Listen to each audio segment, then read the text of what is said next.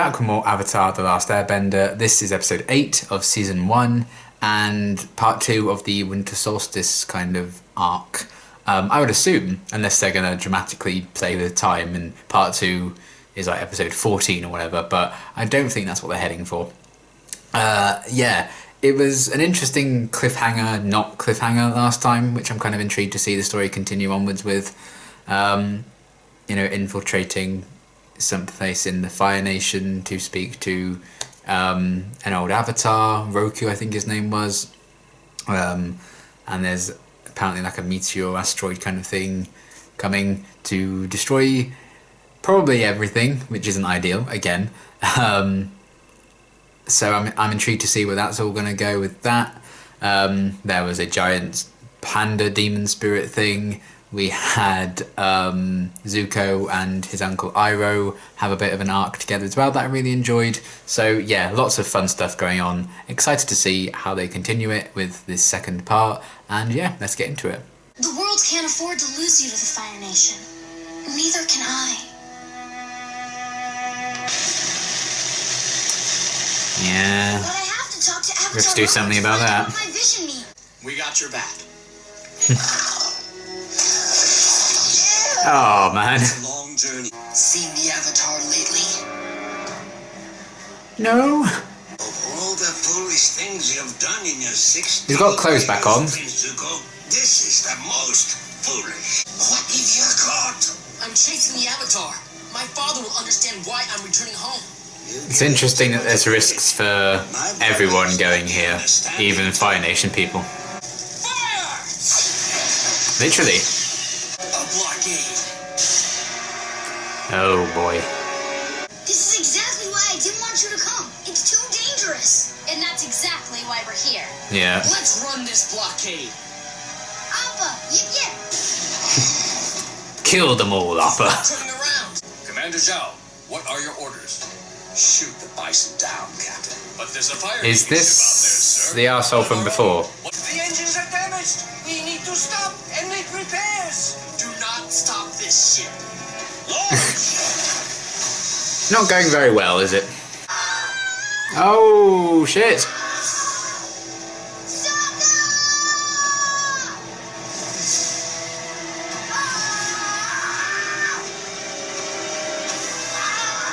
Jesus. Ooh.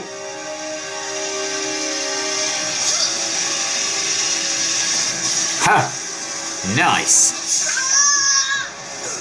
We can work on that. So long, suckers! Oh, you must be tired. Yeah, big ass nap now. I'm good. Eh. Refreshed and ready to fight some firebenders. I am the Avatar. We know. Oh. You wish to speak to Avatar Roku. I can take you to him. How?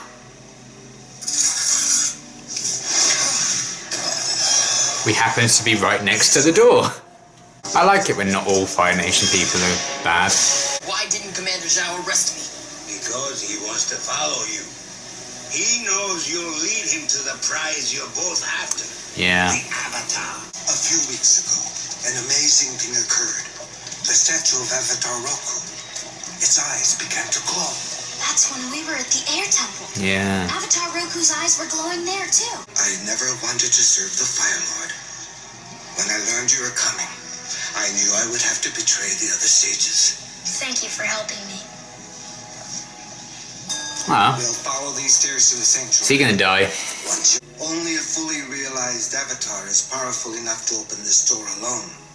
Otherwise, the sages must open the doors together. Well, Aang's not alone, so it's fine. Simultaneous fire blasts. 5 fire blasts, huh? I think I can help you out. Yeah. See what they did there. Shayu lights the oil-soaked twine and ta-da! Fake firebending. You've really outdone yourself this time, Sokka. This might actually work. I like that he has a skill.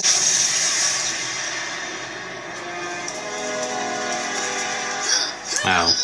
Open sesame. Have you tried that? Sokka's plan didn't work, but it looks like it did. The Avatar has entered the sanctuary. How did he get in? I don't know. But look at the starch marks. And down there. They can fake it so that He's inside. they can open the door. Yeah. Oh, that's clever.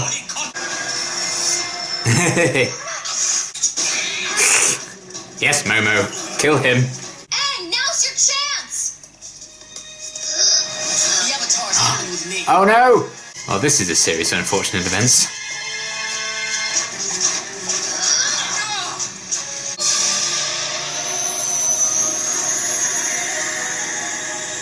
That did something. To see you, Aang. What took you so long? It's Santa. The Avatar's inside and the doors are sealed. No matter. Sooner or later, he has to come out. Or does he? He could starve to death in there if he wanted to. It's not a good plan, but he could. Fire Lord Sozin used that comet to begin the war. He and his firebending army harnessed its incredible power and dealt a deadly first strike against the other nations. So Oh. the comet made them stronger? Sozin's comet will return by the end of this summer, and Fire Lord Ozai will use its power to finish the war once and for all. If he succeeds, even the Avatar won't be able to restore balance to the world. Mastering the elements takes years of discipline and practice. But if the world is to survive, you must do it by summer's end. No pressure. He's just a boy. How will I talk to you? I am a part of you. He lives in you. To talk to me again. Avatar Roku. Damn, son. Ah, that's useful.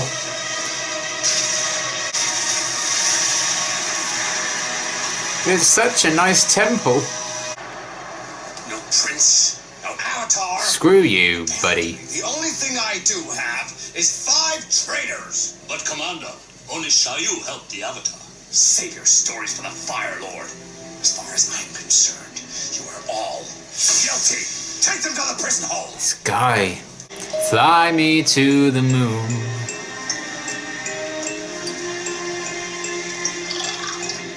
Oh.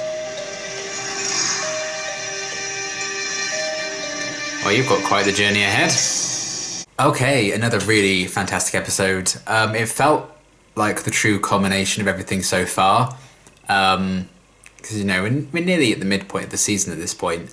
And we've had a lot of like world building and character building, you know, introducing all these different elements throughout the season so far. You know, a kind of a loose goal and journey for Aang and everyone to go on. Obviously stuff with Zuko happening in the background as well. A couple of like one-off stories and villains to face alongside that. You know, episode 6 being like an example of that. And then it got to this kind of 2-part story-esque. And it does feel like, okay, this is where everything's been leading to so far, and now this is the setup that we've needed to carry the rest of at least this season, potentially the entire show.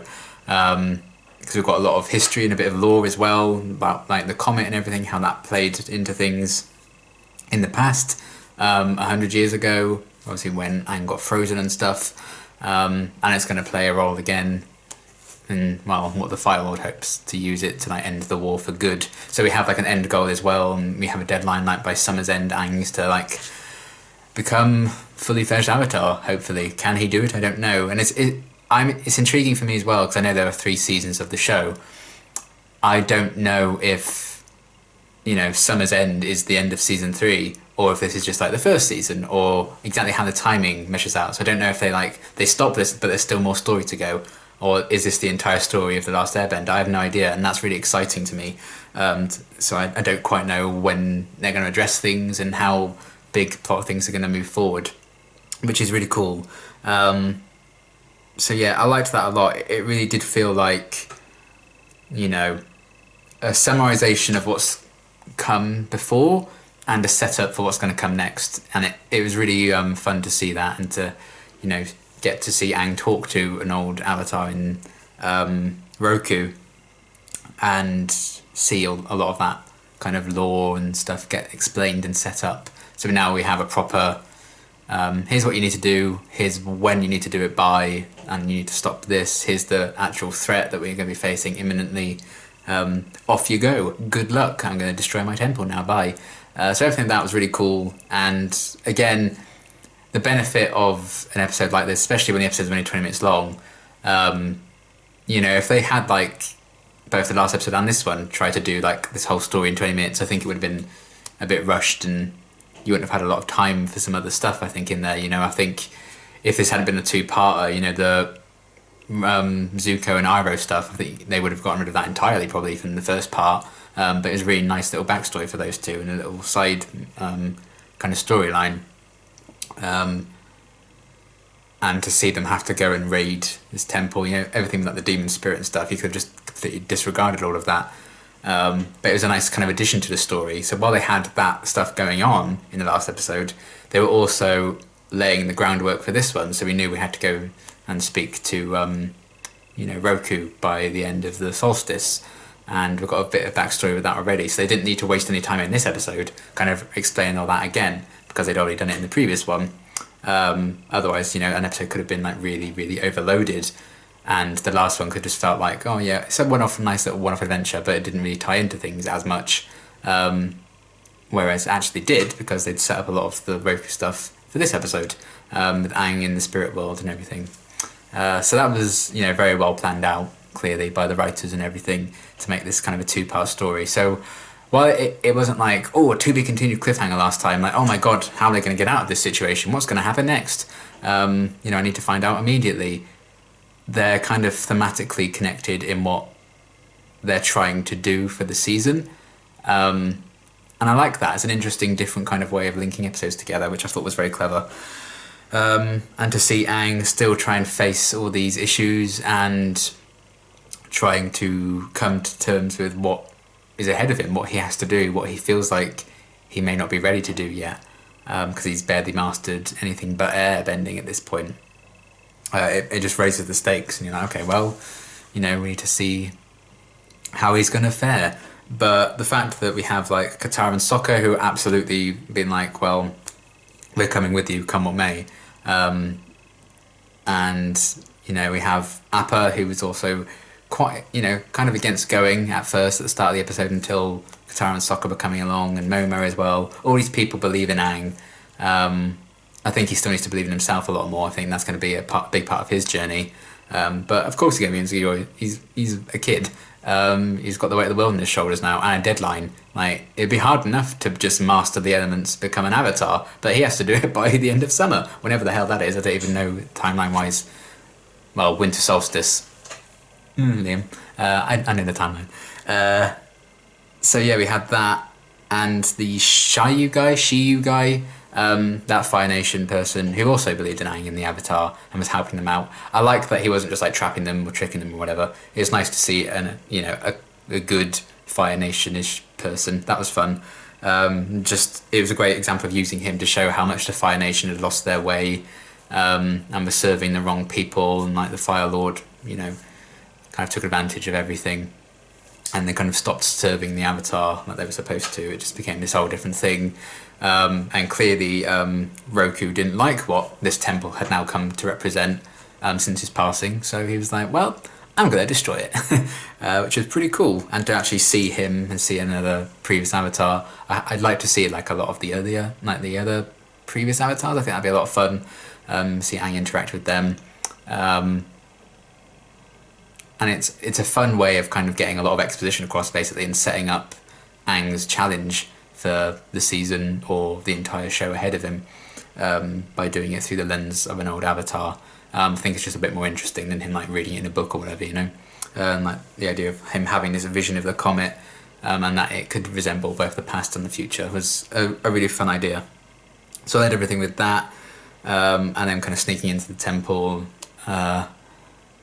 Sokka's like little trick, I know it didn't work to open the door, but I thought that was genuinely quite clever, and I like that resourcefulness for Sokka. I feel like he can just grab a lot of materials around him and make something really useful. I feel like that could really be his thing that he brings to stuff. His improvisational skills, I think, are clearly quite cool. So I enjoyed seeing that aspect of him as well. And just as like him and Katara as like a support network for Aang, I think he really needs that. A guiding kind of family unit around him, as we saw in that final shot of the episode, which I really loved as well, kind of flying toward, into the moonlight, all of them kind of bonded together, fully aware of what lies ahead of them. So I really like that development of that kind of family unit with all of them, and Appa and Momo as well. I mean, Appa got a lot of work to do in this one. He was flying all over the place, so good for him, or her, or them. I don't know if Appa is... maybe we'll find out. Maybe they've said and I've missed it. But yeah, Appa was also quite the badass in this one, so I enjoyed that. And then we had Zuko also trying to cross the border. I like that it was also a threat for him, even though he used to be Fire Nation and other Fire Nation people were kind of with him. It was also dangerous for him to go into the Fire Nation territory because obviously he got banished and everything. So that was fun to see him still risk all that for the Avatar. And it says a lot, I think, that he's willing to be captured and God knows what else done to him for the Avatar. In the last episode, he let the Avatar go to save his uncle. I think that obviously says a lot about the familial bonds he has and how much Iroh actually means to him, even if he wouldn't openly say it that much. I think that kind of spoke quite a lot of truth to Zuko's character, which I really liked as well. Iroh got clothes back. That was also another reason this episode was good. Thank goodness. And yeah, Zhao. I believe we did meet that guy before. I think that was the guy Zuko had the shirtless fight with because they took their clothes off for some reason for that fight. And he got really cocky and overconfident, and ultimately Zuko could best him because of that. He was all about, I think he just enjoyed ordering people around, having a bit of that power. And we saw a bit of that at the end of this one again. With those people, he's like, well, in my eyes, you're traitors. You can, tell it to the Fire Lord, lock them away. He just enjoys ordering people about and having that power. I think he kind of abuses that, much as the Fire Lord himself seems to have done. So I'm looking forward to meeting the Fire Lord and getting to know them a lot better and see a bit of backstory for them potentially as well.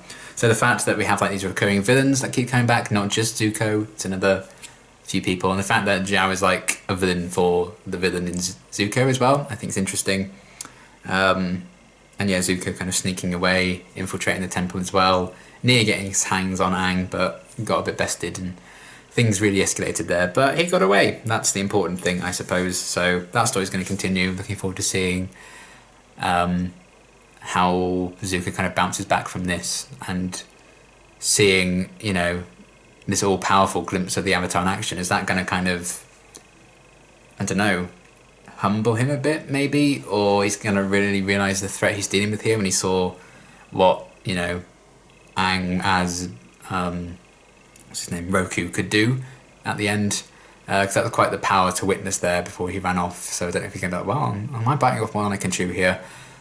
We'll have to wait and see. But he's a pretty determined guy by the sounds of it, so I'm looking forward to seeing where that's going to go as well. And yeah, just another fantastic episode. I liked it, kind of closing, almost in a way, closing a chapter of the book. Kind of technically hasn't, because all the episodes are like called chapters and stuff, but it's also setting up, I think, the rest of the season, potentially the rest of the show as well in this one. So really great kind of conclusion to a two-parter that, I don't know, it kind of feels like, I don't know, almost the end of this kind of aspect of the story in a sense.